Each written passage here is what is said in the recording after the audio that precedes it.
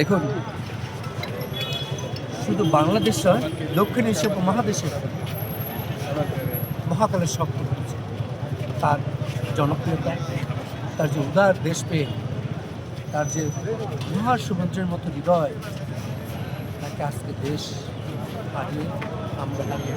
কেন দেখুন, তিনি কিন্তু বিএনপির নেত্রী ছিলেন না, পরিশেষে তিনি জাতীয় ঐক্যের প্রতীক ছিলেন। সুতরাং আজকে এই আমাদের মহাকালে হারিয়ে সমাপ্তি শেষে আজকে আমাদের পাশাপাশি দেশ দক্ষিণ এশিয়ার সকল মানুষ শোকাহত হয়েছে এবং শোকে বিহ্বল হয়েছে যে আজকে এই ধরনের একটা নেত্রীর উপস্থিতি বর্তমান প্রেক্ষাপটে অত্যন্ত গুরুত্বপূর্ণ। কেন দেশ একটি মহা সংকট অতিক্রম করতে আপনারা জানেন, গভীর সংকট।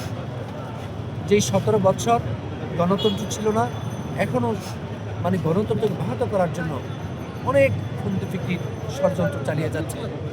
সুতরাং এই ধরনের মহাকালের যে নেত্রী ছিলেন, আমাদের প্রিয় নেত্রী, 3 বারের সাবেক প্রধানমন্ত্রী, তার উপস্থিতি অত্যন্ত জরুরি ছিলেন বর্তমান প্রেক্ষাপটে। সুতরাং তাকে হারিয়ে দক্ষিণ এশিয়ার মানুষের সাথে আমরা যারা দলীয় নেতা আছে আমরা সকলেই সমান।